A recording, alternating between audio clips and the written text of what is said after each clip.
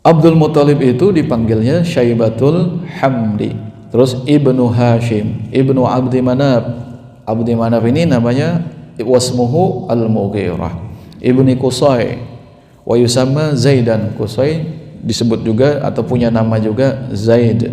Ibni Kilab, Ibni Murrah, Ibni Ka'ab, Ibni Lu'ay, Ibni Ghalib, Ibni Fihr, Ibni Malik, Ibni Nadar, Ibni Kinanah, Ibni Khuzaimah, Ibni Mudrika, Ibni Ilyas, Ibni Mudar, Ibni Nizar, Ibni Ma'ad, Ibni Abd Adnan.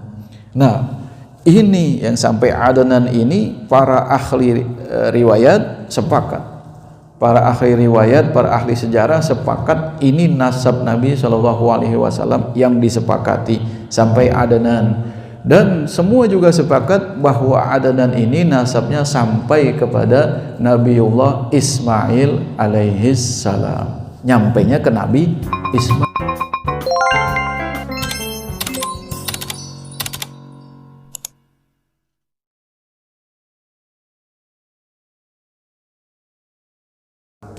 Assalamualaikum warahmatullahi wabarakatuh.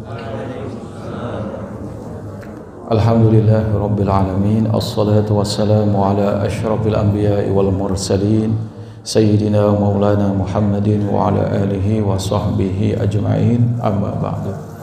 Saudara-saudara, bapak-bapak, ibu-ibu, semoga kita senantiasa dirahmati oleh Allah Subhanahu wa taala. Amin amin ya rabbal alamin. Insyaallah pada pagi ini kita akan melanjutkan kajian sirah kita. Alhamdulillah kita sudah membahas beberapa urgensi mempelajari sirah Nabi dan pentingnya mempelajari sirah Nabi dalam memahami agama Islam. Kita sudah membahas hikmah atau rahasia mengapa jazirah Arab yang dipilih oleh Allah Subhanahu wa taala sebagai tempat sumber munculnya dakwah Islam. Insyaallah pertemuan sekarang ini kita akan membahas korelasi dakwah Nabi Muhammad dengan dakwah para nabi-nabi sebelumnya. Insyaallah juga kita akan membahas minal milad ilal bi'asah, kelahiran Nabi alaihi salatu wassalam sampai diutusnya Nabi Muhammad sallallahu alaihi wasallam. Ibu-ibu, bapak-bapak, saudara-saudara sekalian yang dirahmati oleh Allah Subhanahu wa taala. Jadi ada korelasi atau alaqah, ada hubungan antara dakwah Nabi Muhammad dan dakwah para nabi sebelumnya, dari Nabi Adam, Idris, Nuh, Hud, Saleh sampai Nabi Isa, akhirnya Nabi Muhammad. Apa hubungannya antara dakwah-dakwah para nabi tersebut?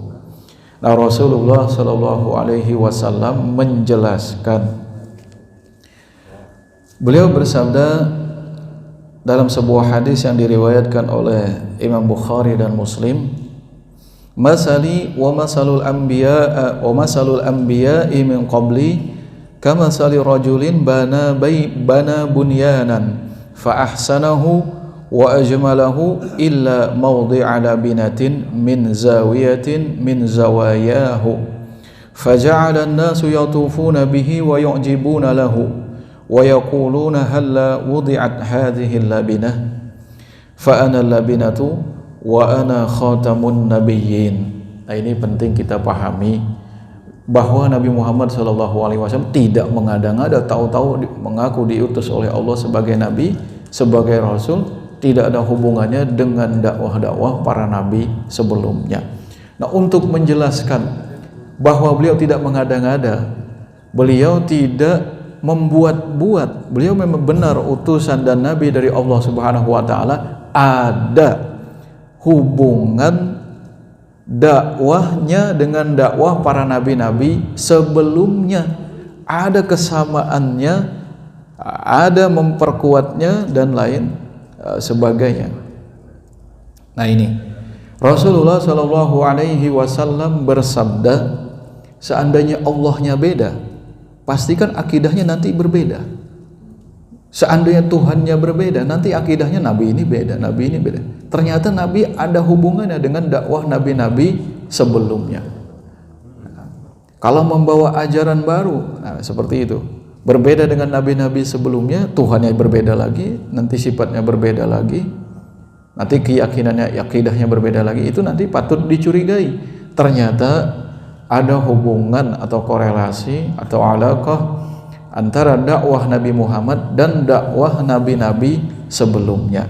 Beliau bersabda, perumpamaan diriku dan perumpamaan para Nabi-Nabi sebelumku itu ibarat seseorang yang sedang membangun sebuah bangunan, dibangun dengan amat bagus dan amat indah, kecuali tinggal sisa tempat satu batu bata.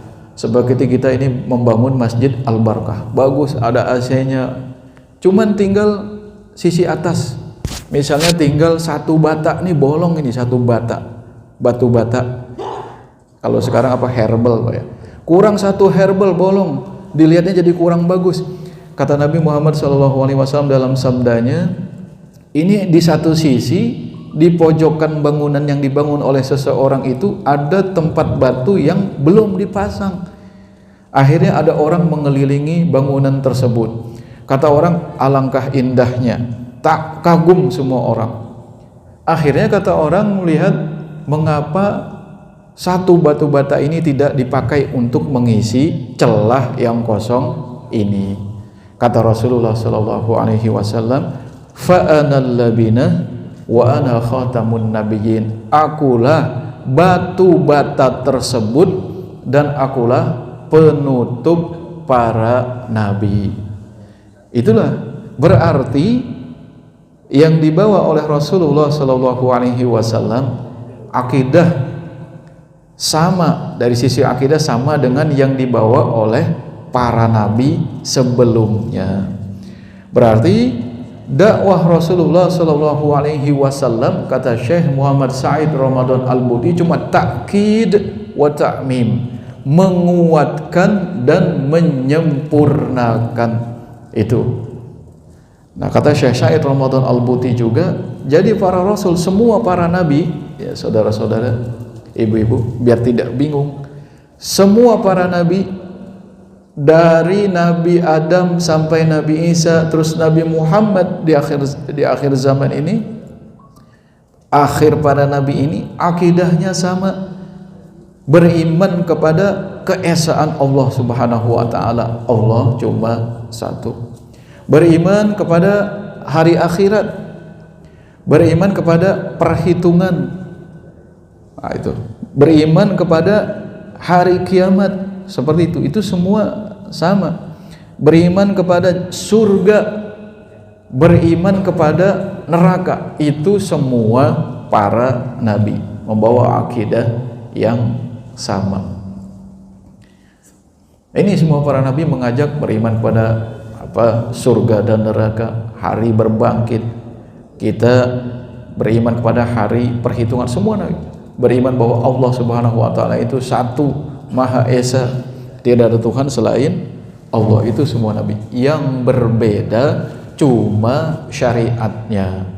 Yang berbeda cuma syariatnya. Syariat itu adalah hukum terapan yang akan dipraktekkan oleh umat-umat para nabi yang dibawa oleh masing-masing nabi. Nah, syariatnya berbeda. Nabi Adam misalnya, anak sesama saudara boleh menikah? Boleh. Jadi di zaman sekarang ini bapak-bapak, bila ada saudara nikah dengan saudara perempuannya, itu di syariat Nabi Adam boleh. Jadi kalau ada anak laki mau menikah dengan anak perempuan yang merupakan saudara kandungnya, itu boleh, cuman dia salah lahir, lahirnya belakangan. Coba dia lahir di zaman Nabi Adam, boleh, ya kan? Ini syariat berbeda, tapi akidahnya sama, beriman kepada Allah yang Maha Esa. Nah, kalau syariat kan sesuai dengan nanti tuntutan dan kemajuan zaman, sesuai dengan kondisi umat, setiap umat yang menjadi yang dibimbing oleh masing-masing para nabi. Umat Nabi Musa misalnya keras-keras, kuat-kuat, suka membangkang kalau dikasih perintah, suka mendebat terus. Nah, ini syariatnya dikasih agak berat. Di antara syariatnya berat. Terus diutus Nabi Isa, itu dikasih syariat yang lebih ringan. Syariat Nabi Isa alaihi salam. Makanya Allah Subhanahu wa taala berfirman di dalam Al-Quran surat Ali Imran tentang ucapan Nabi Isa alaihi salam, wa musaddiqan lima baina yadayya minat Taurah, aku ini membenarkan. Nah, berarti cuma menguatkan dakwah nabi-nabi sebelumnya, membenarkan yang ada di hadapanku, kitab Taurat, membenarkan isinya, beriman kepada keesaan Allah, beriman kepada hari perhitungan, beriman kepada surga, beriman kepada neraka. Sama Nabi Isa dan Nabi Musa, cuma ujung ayat ini berbeda syariatnya. Wali uhilla lakum ba'dalladzi hurrima alaikum, aku diutus nanti menghalalkan sebagian yang dahulu diharamkan bagi kalian. Berarti syariatnya berbeda, tapi secara akidahnya tidak berbeda. Begitu juga yang dibawa oleh Nabi Muhammad SAW. Makanya dari sini baru kita memahami bahwa tidak ada, jadi tidak benar kalau ada yang mengatakan ada agama-agama samawi, ada adyan samawiyah, agama-agama langit. Tidak ada. Yang ada adalah syara'i samawiyah, syariat langit. Karena agamanya yang benar cuma satu, inna dina indallahi al-Islam, gitu. Sesungguhnya agama di sisi Allah Subhanahu wa taala adalah agama Islam, dari Nabi Adam sampai Nabi Muhammad. Berarti tidak ada agama-agama langit, yang ada satu agama langit dan beberapa syariat langit. Itu baru betul syariat samawi, itu baru betul. Itu kata Syekh Muhammad Said Ramadan Al-Buti.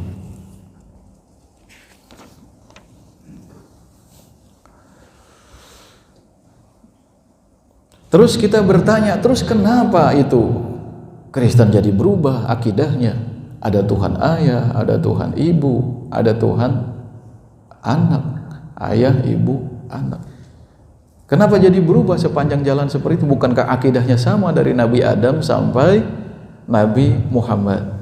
Kata Syekh Muhammad Said Ramadan Al-Buti di dalam Fiqhus Sirah ini, beliau menjawab, inna ad-dina indallahil Islam wa makhtalafa alladhina utul kitaba illa min ba'di ma ja'ahumul ilmu baghyan bainahum. Sesungguhnya agama di sisi Allah Subhanahu wa taala adalah hanya Islam, dan tidaklah berselisih dan berpecah belah orang-orang yang diberi kitab kepada mereka kecuali setelah datang pengetahuan kepada mereka karena kedengkian dan permusuhan terhadap sesama mereka. Ini sumbernya, kedengkian terhadap nabi-nabi berikutnya, terhadap perbedaan umat, ada kedengkian bagi yang bainahum, dan ada permusuhan. Misalnya Nabi Muhammad kan keturunan Nabi siapa kalau kita tarik? Nabi Muhammad keturunan Nabi Ismail. Ismail ini bapak moyangnya bangsa Arab, anak Nabi Ibrahim. Makanya Nabi Ismail ini putra dari Nabiullah Ibrahim alaihissalam. Nabi-nabi sebelumnya anak cucu siapa? Nabi Isa, Nabi Musa, Nabi Yusuf. Kalau ditarik ke atas anaknya siapa? Nyambungnya ke Nabi Ishak, ke Nabi Ishak. Ishak ini anak Nabi, bukan ke Nabi Ishak, ke Nabi Yakub, ke Nabi Yakub. Yakub ini nama lainnya Israel, ya kan? Ya Bani Israel, ya aulada Yakub, wahai anak-anak Yakub. Berujungnya di Nabi Ibrahim. Nabi-nabi sebelumnya dari anak Nabi Yakub, tiba-tiba muncul nabi berikutnya dari keturunan Nabi Ismail yang dijuluki bapak moyangnya Arab. Dendam, iri, dengki, dan permusuhan terhadap umat Islam. Akhirnya dia menyembunyikan fakta yang ada di dalam Taurat dan Injil. Lalu mereka tidak mau mengimani Nabi Muhammad. Padahal mereka mengetahui, di kitab mereka diketahui bahwa ada nabi yang akan diutus di akhir zaman, yaitu bernama Ahmad. Nabi Isa sudah bilangin, Nabi Musa juga memberi kabar kepada umatnya. Cuma mereka sombong, gengsi, dendam. Nah ini, dendam, suka bermusuhan, iri. Ini bikin mereka tidak mau mengimani Nabi Muhammad sallallahu alaihi wasallam. Nah itu. Ya Bapak-bapak ya, seperti itu. Jadi Nabi Muhammad nyambung ke Nabi Ismail, para nabi-nabi sebelumnya itu nyambung ke Nabi Yakub. Nabi Yakub ini ya, julukannya Israel, nama lainnya. Bapak para nabi, dijuluki bapak para nabi, Nabi Ibrahim. Ada iri hati. Kok bisa iri hati? Ya itu manusia, sifat manusia. Saudaranya Nabi Yusuf saja itu, kalau kita baca kisahnya, Pak, saudara Nabi ya kan, Nabi Yusuf. Saudara-saudara saya itu ada iri dan dendam seperti itu. Nah ini, jadi kita sudah menuntaskan hubungan ya adik-adik ya, saudara saya, hubungan dakwah Nabi dengan nabi-nabi sebelumnya. Hubungannya apa? Nabi membawa akidah sama tidak dengan akidah sebelumnya? Akidahnya sama, yang beda cuma syariatnya. Berarti Nabi hanya menguatkan dan menyempurnakan. Betul ya? Diingat-ingat nanti kalau ada pertanyaan bisa milih hadiah, kata ini Bapak. Ya Bapak-bapak ya. Ini kalau Nabi datang tiba-tiba membawa Tuhan yang berbeda, sulit dipercaya. Ternyata dari Nabi Nuh, dari Nabi Ibrahim, dari Nabi Adam sampai Nabi Muhammad akidahnya sama. Ini untuk meyakinkan kita bahwa Nabi tidak mengada-ngada. Insya Allah sekarang kita akan membahas minal milad ilal bi'asah. Dari kelahiran Nabi Muhammad SAW sampai diutusnya Nabi Muhammad SAW. Nasabuhu sallallahu alaihi wasallam wa wiladatuhu wa radha'atuhu. Kita akan membahas nasab keturunan Nabi Muhammad sallallahu alaihi wasallam, kelahiran beliau dan penyusuan beliau. Amma nasabuhu sallallahu alaihi wasallam, nasabnya Nabi Muhammad sallallahu alaihi wasallam, bahwa Muhammad ibnu Abdullah ibnu Abdul Muttalib wa yud'a Syaibatul Hamdi. Nah, Ustaz Abi Ali Sadikin sudah ngebahas Syaibatul Hamdi. Kenapa dia disebut Syaibatul Hamdi? Terus kenapa Nabi Muhammad disebut Muhammad sudah dibahas ya kan? Lihat saja YouTube-nya. Jadi sudah disiapkan di masjid ini, direkam YouTube-nya biar kalau kurang jelas bisa didengarkan lagi para ustaz-ustaz sebelumnya. Kalau ada yang melenceng nggak, tinggal diluruskan di komennya dan lain sebagainya. Abdul Muttalib itu dipanggilnya Syaibatul Hamdi. Terus Ibnu Hashim, Ibnu Abdi Manaf. Abdi Manaf ini namanya wasmuhu Al-Mughirah. Ibni Qusay wa yusamma Zaidan. Qusay disebut juga atau punya nama juga Zaid. Ibni Kilab, Ibni Murrah, Ibni Ka'ab, Ibni Lu'ay, Ibni Ghalib, Ibni Fihr, Ibni Malik, Ibni Nadar, Ibni Kinanah, Ibni Khuzaimah, Ibni Mudrika, Ibni Ilyas, Ibni Mudar, Ibni Nizar, Ibni Ma'ad, Ibni Adnan. Nah, ini yang sampai Adnan ini para ahli riwayat sepakat. Para ahli riwayat, para ahli sejarah sepakat ini nasab Nabi SAW yang disepakati sampai Adnan. Dan semua juga sepakat bahwa Adnan ini nasabnya sampai kepada Nabiullah Ismail alaihis salam. Nyampainya ke Nabi Ismail, bukan ke Nabi Yakub. Makanya orang Yahudi dan orang Nasrani tidak menyukai Arab, tidak menyukai Nabi Muhammad karena lahir dari keturunan Ismail yang disebut bapak moyangnya Arab, bukan bapak moyangnya Israel. Sampai sekarang berperang. Itu di Gaza, itu Israel, Masya Allah, itu sudah sekarang Rafah yang diserang. Ya kita mungkin cuma mampu doa, itu iman paling lemah kita, doain saudara-saudara kita itu apa di Palestina. Jahat sekali dan didukung dengan kekuatan senjata dari Barat, Amerika terutama, seperti itu. Jadi kita kondisi umat Islam ini mungkin dari sisi peperangan dan semua senjata kita mungkin masih agak lemah, jadi tidak ada yang berani lawan Amerika ini. Ya baik Bapak-Bapak, ya insyaallah nanti kondisi akan lebih baik. Amin amin ya rabbal alamin. Itu nasab Nabi Muhammad sallallahu alaihi wasallam. Jadi kebencian kaum Yahudi dan Nasrani kepada Nabi Muhammad karena Nabi Muhammad lahir dari anak cucu dari bapak moyang kaum Arab yang bernama Ismail alaihi salam. Rasulullah sallallahu alaihi wasallam bersabda. Nah ini nanti ada beberapa pelajaran. Beliau bersabda, "Innallaha astafa Kinanata min waladi Ismail, wastafa Quraisyan min Kinanah, wastafa Hashiman min Quraisyin, wastafani min Bani Hashim." Allah Subhanahu wa taala memilih Kinanah di antara anak cucu Nabi Ismail alaihi salam, dan Allah memilih suku Quraisy min Kinanah dari anak cucu Kinanah. Wastafa Hashiman, dan Allah memilih Bani Hashim min Quraisy dari suku Quraisy. Wastafani min Hashim, dan Allah memilih aku, memilih diriku di antara anak cucu Hashim, di antara Bani Hashim. Jadi Allah memilih, saya ulangi lagi ya, Allah memilih Kinanah dari anak cucu Ismail, lalu memilih Quraisy dari cucu Kinanah, lalu memilih Bani Hashim dari Quraisy, dan memilih Nabi Muhammad dari Bani Hashim. Jadi Nabi paling mulia. Ini Bapak-bapak yang dirahmati oleh Allah Subhanahu wa taala. Kelahiran Nabi, insyaallah. Ya, boleh sambil diminum. Ntar ada pertanyaan silakan ya. Ada dari saya juga kalau nggak ada yang bertanya.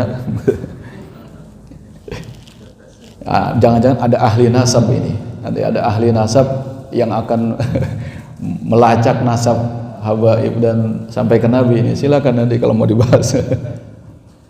Itu ya. Jadi Nabi Shallallahu Alaihi Wasallam jadi dipilih oleh Allah Subhanahu Wa Taala min azkal qabail wa afdalil butun wa adharil aslab.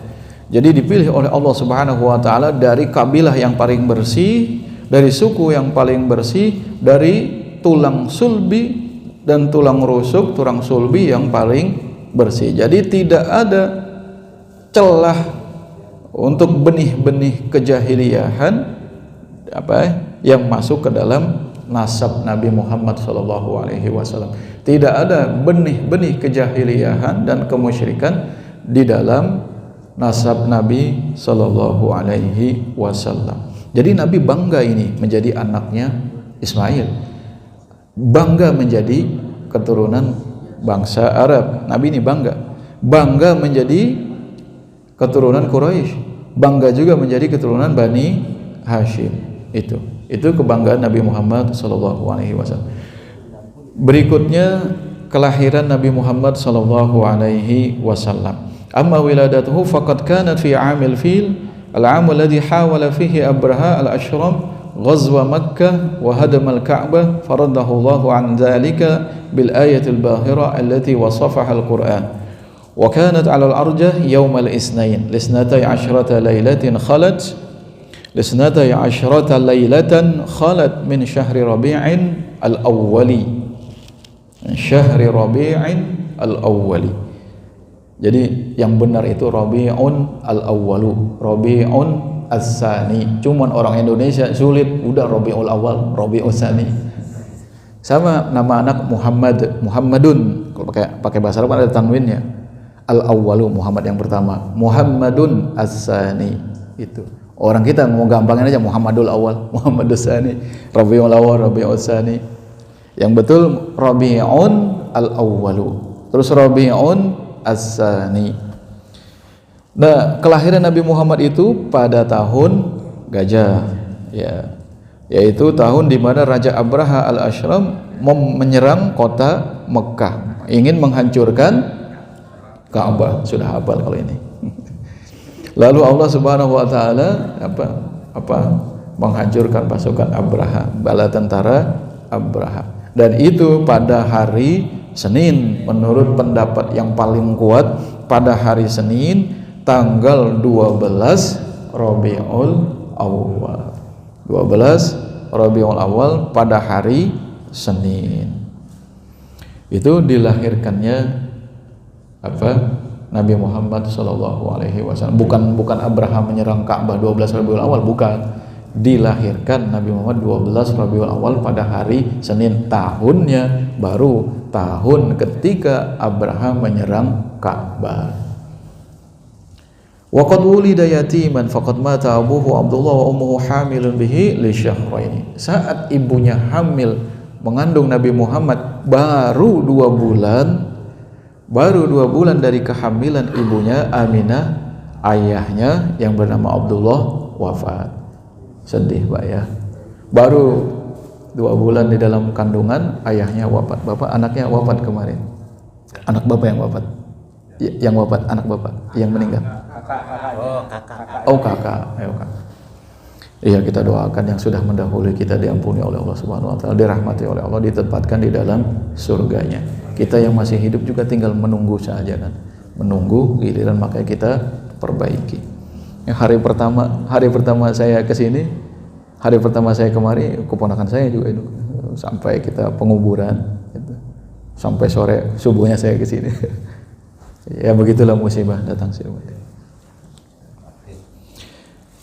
Jadi Nabi Muhammad SAW dilahirkan yatim, tidak ada ayahnya. Ayahnya wafat saat dia berada di dalam kandungan berapa bulan?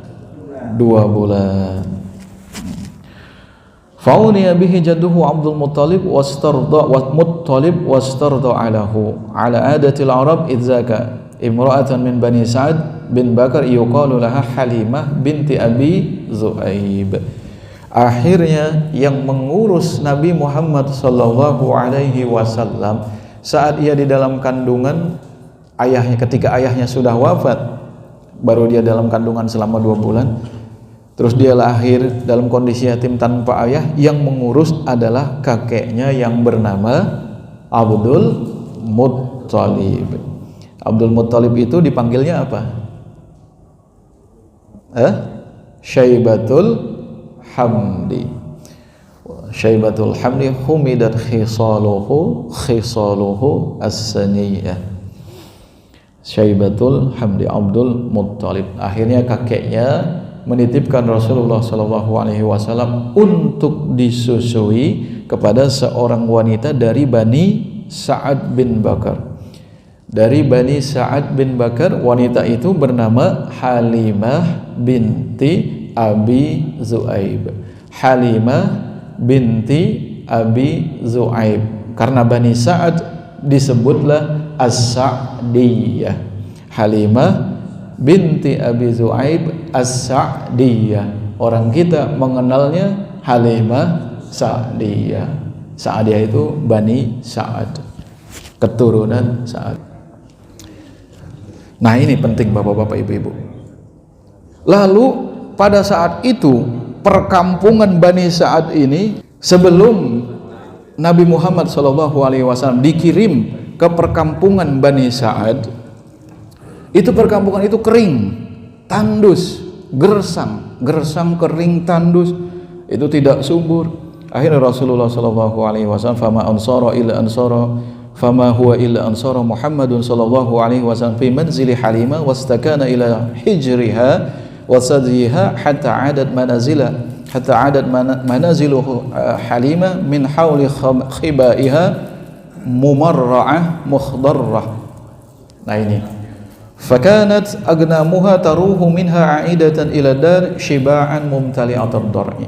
Begitu Rasulullah sallallahu alaihi wasallam dititipkan kepada Halimah As-Sa'diyah, disusui oleh Halimah binti Abi Zu'aib As-Sa'diyah, tinggal di perkemahan Bani Sa'ad, tinggal di rumah Halimah As-Sa'diyah, itu perkampungan menjadi hijau dan subur.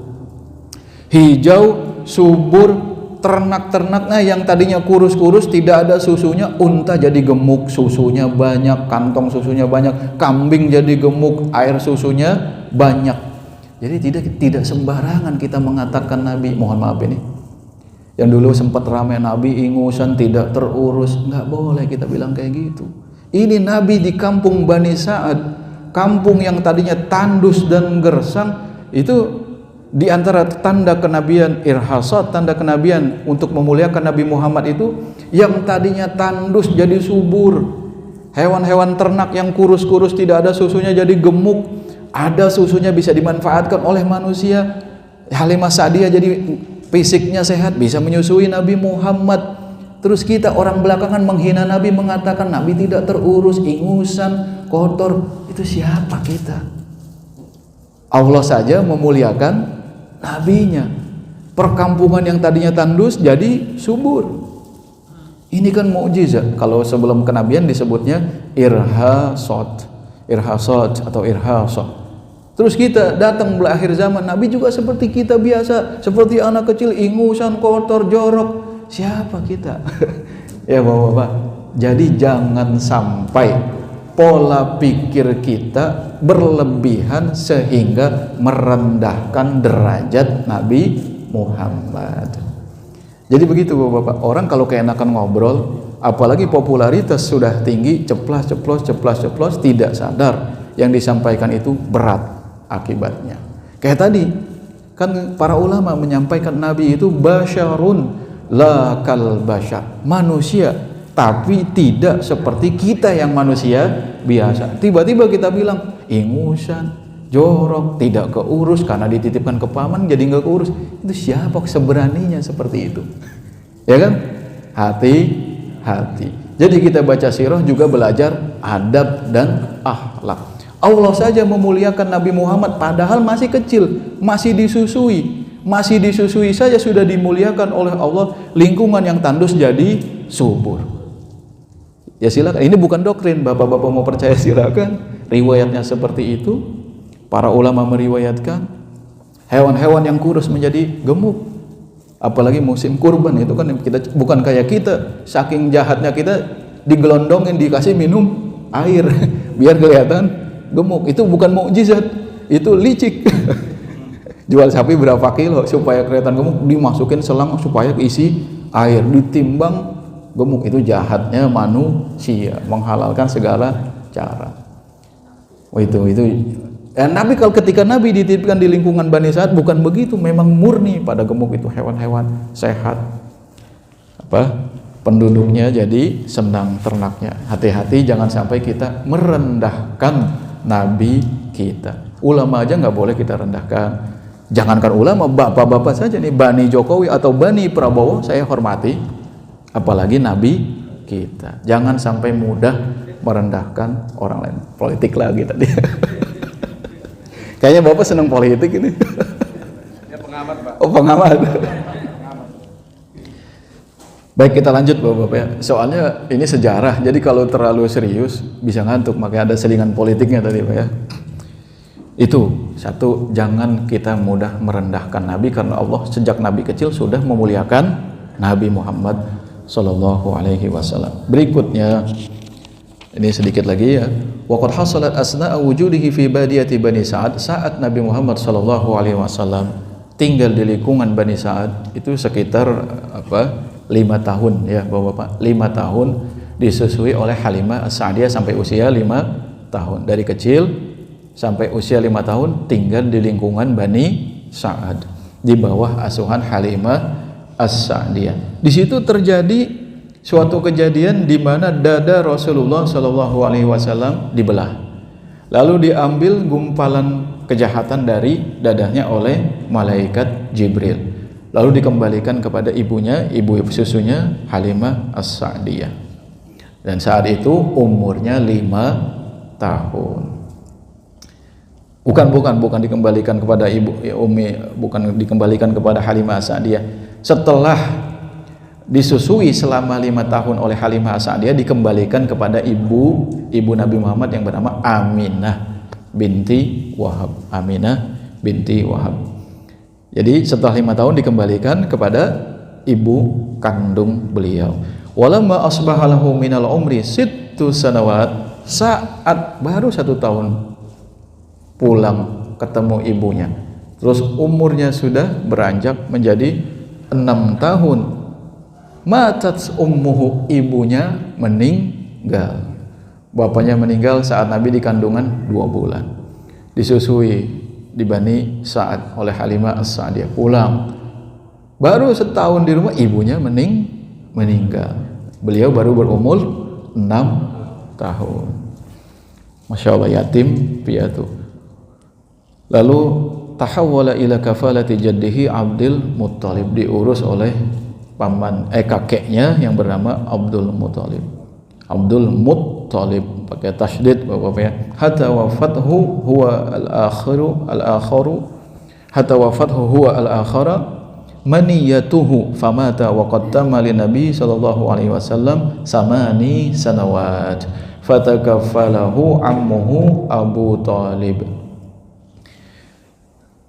Dalam usia 6 tahun ibu Nabi wafat. Diurus oleh siapa? Kakek beliau. Siapa? Abdul Muttalib, disebut juga Syaibatul Hamdi. Baru 2 tahun diurus oleh kakeknya, meninggal lagi kakeknya.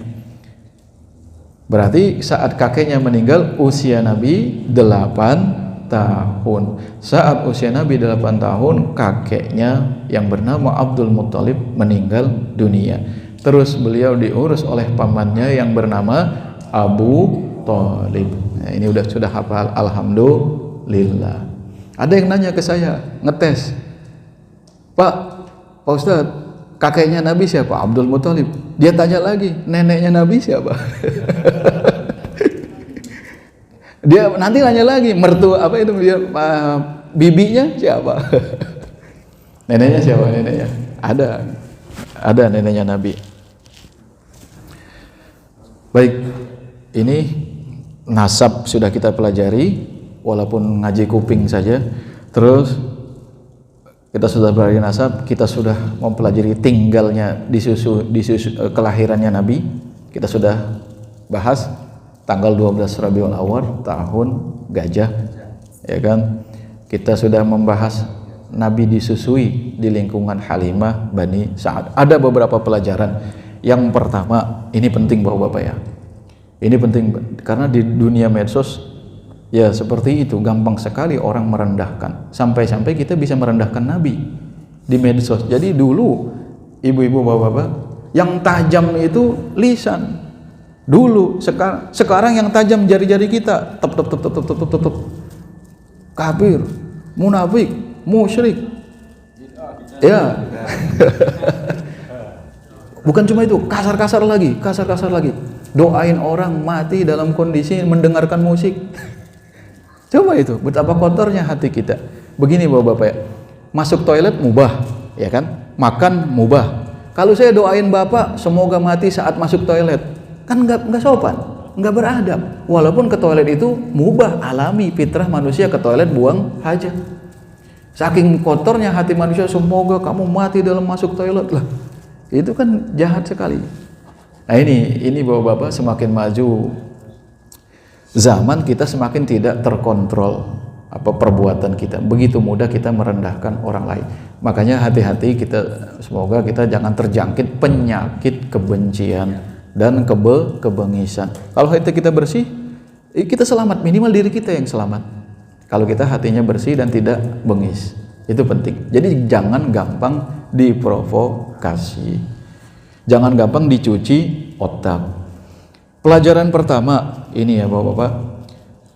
Ada dilalah wadihah ala anna Allah subhanahu wa ta'ala mayyazal Arab ala sairin nas.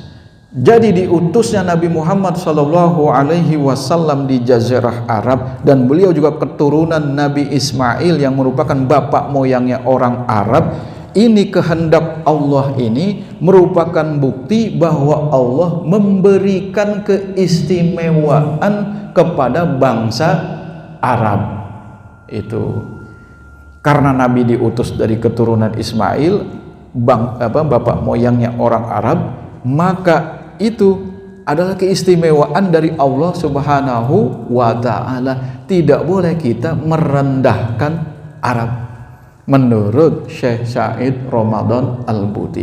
Jadi karena Nabi dilahirkan di Arab dari suku Quraisy, maka kita sebagai umat Nabi Muhammad ini, karena Nabi bangga dari suku Quraisy, bangga juga dari kaum Arab yang dipilih dan diistimewakan oleh Allah, maka kita tidak boleh merendahkan juga sesuatu yang dibanggakan dan dianggap istimewa oleh Nabi Muhammad, yaitu Arab. Datang orang belakangan di media sosial, Islam kita bukan seperti Islam bangsa Arab. Bangsa Arab suka perang, suka membunuh, saling ini. Indonesia juga suka perang, saling berperang antar kerajaan, ya kan? Jadi kita menghormati Arab bukan karena individu-individu Arab itu, tidak. Kita menghormati bangsa Arab karena Nabi kita bangga dilahirkan di suku Quraisy, dilahirkan di Arab dan merupakan keturunan dari bapak moyang orang Arab, yaitu Nabi Ismail. Ini keistimewaan ini kita bangga juga, kita jaga juga, jangan kita rendah-rendahkan menurut Syekh Said Ramadan Al-Buti. Terserah bapak-bapak mau menganggap saya doktrin atau tidak, silakan. Tapi saya sependapat. Coba Nabi lahir di Arab, terus kita jelek-jelekin Arab, terus kita jelek-jelekin Quraisy, terus kita jelek-jelekin Bani Hashim. Siapa kita? Nabinya saja bangga dipilih dari Bani Hashim, Nabi bangga dipilih dari Quraisy, Nabi bangga dipilih dari anak cucu Ismail, Arab. Terus kita jelek-jelekin Arab, termakan pola pikir Barat, kita membenci Arab. Itu hati-hati. Sumber kebenciannya tadi sudah saya jelaskan. Umat Yahudi dan Nasrani kan keturunan, ujung-ujungnya keturunan Nabi Yakub. Tiba-tiba lahir dari keturunan Nabi Ismail. Dari dulu sudah benci sama dendam sama orang Arab. Di situ bapak-bapak dan ibu-ibu. Jadi kalau kita mencintai Nabi Muhammad SAW, menghormati Nabi Muhammad SAW, memuliakan Nabi Muhammad SAW, muliakan juga suku dan bangsa di mana Nabi dilahirkan, bangsa Arab. Terlepas di antara orang Arab itu juga banyak yang rusak, banyak yang bejat, banyak yang tidak baik. Kita menghormati itu karena Nabi dipilih dan dilahirkan dari bangsa Arab. Allah yang memilih. Seandainya Nabi dipilih dari Bani Jokowi, kita hormati, ya kan? Bani Jokowi, cuman belum ada Bani Jokowi. Yang ada Bani Hashim, Bani Utsman, ya kita hormati walaupun yang begitu aja masih kita hormati, ya kan? Emang bagaimana? Ya itu bapak-bapak ya. Jangankan bangsa Arab, suku Quraisy, Bani Hashim, orang musyrik saja bapak-bapak, kita sudah bahas pertemuan pertama itu. Orang musyrik saja, misalnya mohon maaf, misalnya si A dilahirkan dari ibu yang musyrik. Si A ini dilahirkan dari bapak dan ibu yang dua-duanya musyrik.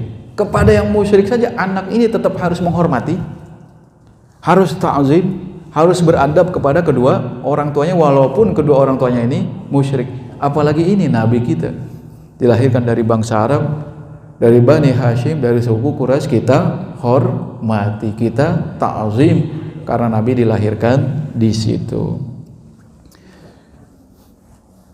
Ya, insyaallah ya. Jadi lagi-lagi jangan gampang dicuci otaknya untuk dijangkiti penyakit kebencian. Sekarang marak nih nasab, ilmu nasab. Yang ini nyambung kepada Ubaidillah bin Ahmad bin Ali, nanti Ba'alawi, ini diserang, ini diakui ya. Kalau ketua PBNU Kiai Miftahul Akhyar Ini diakui dunia nasab ini. Kiai Miftahul Akhyar. Andai ada yang Habib yang berbohong, tidak sampai dia ke Nabi Muhammad SAW, tidak sampai ke Fatimah, urusan dia, dosa dia, ya kan? Kita berbaik sangka. Kalau kita menuduh, misalnya kita menuduh, wah dia pakai gelar Habib untuk mencari dunia saja, dosa dia. Dan Allah Subhanahu wa taala kalau tujuan kita, nggak apa-apa. Iya nggak apa, silakan. Ya begitu ibu-ibu ya. Kalau dia pakai gelar Habib demi mencari uang, mencari popularitas, ingin dihormati, itu mah urusan dia. Allah bisa jatuhkan, Allah bisa bongkar rahasianya. Kita cuma berbaik sangka. Itu bapak-bapak ya. So, yang terpenting lagi kata Nabi ini kita ingat, waman batta'a bihi amaluhu lam yusri' bihi nasabuhu. Ini kita pegang. Siapa yang amal kebajikannya dikit, minus, lambat, maka sebagus apapun nasabnya tidak menolongnya. Tidak akan membuatnya lebih cepat. Ya Kan'an, anak Nabi Nuh tidak beriman, ya kan? Lut, istrinya Nabi Lut, istri seorang nabi, tidak bermanfaat. Jadi nasab boleh mulia dan dibanggakan, cuman itu tidak menjadi ukuran keselamatan masuk surga atau neraka. Kan'an anak nabi musyrik tidak masuk surga. Ya Nabi juga menjelaskan. Nabi juga menjelaskan tadi, siapa yang amalnya jelek, amal perbuatannya buruk, nasabnya sebagus apapun tidak membantu dia, tidak mengangkat dia, tidak mendompleng dia, seperti itu. Biarkan kita anak cucu tukang beca, tapi perbuatan kita baik, itu Allah muliakan. Kita anak presiden tapi kelakuannya tidak baik, tidak bagus juga. Ini bukan politik. Misal anak raja tapi kita kelakuannya sombong, angkuh, bengis, tidak bagus. Kita anak orang biasa tapi kelakuannya bagus, bermoral, beradab, ini kata Nabi yang bagus. Udah jam berapa? Oh iya ya. Baik, itu pelajaran 1. Nanti kita sambung lagi ya. Itu saja, mudah-mudahan itu pelajaran yang bisa kita ambil. Intinya kita mempelajari sirah Nabi dengan penuh keimanan. Kita menghormati Nabi, kabilah Nabi, suku Nabi, bangsa Arab kita hormati Nabi Muhammad SAW sebagai Nabi, kita yakini sebagai Nabi dan Rasul yang diutus oleh Allah Subhanahu wa ta'ala. Ya, mudah-mudahan ada manfaatnya. Baik, kalau mau ada pertanyaan silakan.